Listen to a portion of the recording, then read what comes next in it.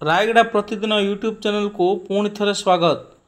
मुख्यमंत्री नवीन पट्टनायक निर्वाचन प्रचार में गुणपुर आसवे एने सूचना देते जिला बीजेडी सभापति एन भास्कर राव। शंख शिविर चलचंचल। रायगड़ा जिला गुणपुर निर्वाचन प्रचार में आसवे मुख्यमंत्री नवीन पट्टनायक।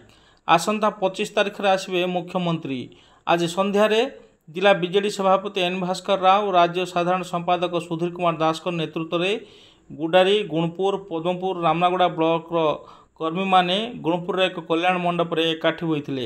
यह समय विधायक प्रार्थी रघुनाथ गमांग, राज्य छात्र उपसभापति पिंकू पंडा, गुणपुर टाउन और ब्लॉक सभापति एवं पौर परिषदर काउनसिलर माने एकाठी होते। समस्ते एक हो पुणी नवीन बाबू को हाथ मुठा को सुदृढ़ करवा आउ षष्ठ थर पर नवीन बाबू को मुख्यमंत्री भाव देखा एने समस्त को उभय सुधीर कुमार दास एवं एन भास्कर राव कर्मी मान बुझाई। तेबे ए संपर्क में मुख्यमंत्री ऑफिस कौन चिठा बाहरी नथिला बेले गुणपुर बीजेडी कार्यालय एठारू चलचंचल होइतवार देखा मिली।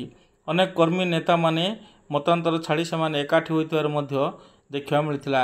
आगामी दिन में समस्ते एकाठी होई पुणी थरे गुणपुर निर्वाचन मंडल में किपरि विजय हासिल हब, शंख चिन्ह किपरि पुणी थरे विजय हासिल हब एने एठारे समस्ते कर्मी माने आलोचना करथिवार देखा मिलता।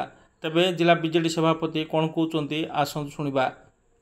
प्रस्तुति मीटिंग थिला चीफ मिनिस्टर प्रोग्राम आगामी 25 तारिख दिन गुणपुर ठारे हेबार टेंटेटिव प्रोग्राम हेची से विषय आलोचना करिया पय को जगह हेबो कोन हेबो सब आलोचना करिया पय समस्त कर्मी मान संगे डिस्कशन हैला से सूचना सब जगह निया हैला तब उठेकरी ठीक करा हेबो। 25 तारिख दिन टेंटेटिवली चीफ मिनिस्टर गस्त गुणपुर टाउन रे हेबो।